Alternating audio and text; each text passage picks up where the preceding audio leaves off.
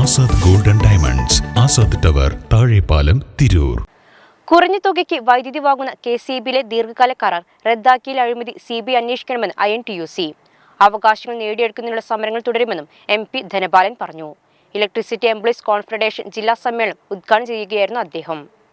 UDF ഭരണകാലത്ത് വൈദ്യുതി കുറഞ്ഞ നിരക്കിൽ വാങ്ങുന്നതിന് ഒപ്പുവെച്ച ദീർഘകാല കരാർ റദ്ദാക്കിയതിനെതിരെ INTUC രംഗത്തെത്തി.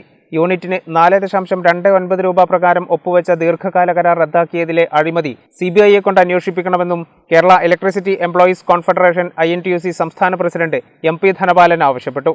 ജീവനക്കാരുടെ അർഹതപ്പെട്ട അവകാശങ്ങൾ നേടിയെടുക്കുന്നതിനുള്ള സമരങ്ങൾ തുടരുമെന്നും അദ്ദേഹം വ്യക്തമാക്കി.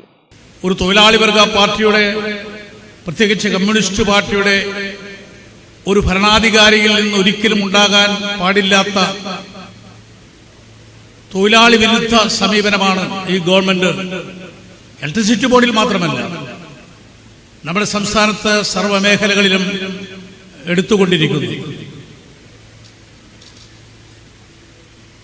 ഈ ബോർഡിന്റെ പ്രവർത്തനം നമ്മൾ സമരമുഖം തുറക്കുമ്പോൾ ഒരു കാരണവശാലും KCB KSRTC ആയി മാറരുത് എന്ന് നമുക്ക് ആഗ്രഹമുണ്ട്. ഈ സ്ഥാപനത്തെ നശിപ്പിച്ചുകൊണ്ടുള്ള ഒരു സമരവും കേരള ഇലക്ട്രിസിറ്റി എംപ്ലോയീസ് കോൺഫെഡറേഷൻ INTUCയുടെ ഭാഗത്തുനിന്നും ഉണ്ടായിട്ടില്ല. ഇന്നിപ്പോൾ തൊഴിലാളികളുടെയും ന്യായമായ അവകാശങ്ങൾ നേടിയെടുക്കാനുള്ള പോരാട്ടത്തിൽ KCBയിൽ ഇടതുപക്ഷ യൂണിയനുകളൊക്കെ ഉണ്ടെങ്കിലും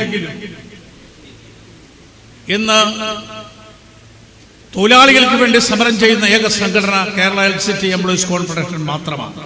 കോൺഫെഡറേഷൻ ജില്ലാ സമ്മേളനം MP ധനപാലൻ ഉദ്ഘാടനം ചെയ്തു. ജില്ലാ vice president PP Abdul Latheef അധ്യക്ഷത വഹിച്ചു. TP ഷറഫുദ്ദീൻ സംഘടനാ റിപ്പോർട്ട് അവതരിപ്പിച്ചു. Advocate Sibikutty Francis, V Sudheer Kumar, M Naseer, KC Rajan തുടങ്ങിയവർ സംസാരിച്ചു. ട്രേഡ് യൂണിയൻ സൗഹൃദ സമ്മേളനം NGO അസോസിയേഷൻ സംസ്ഥാന വൈസ് പ്രസിഡന്റ് VP ദിനേശ് ഉദ്ഘാടനം ചെയ്തു.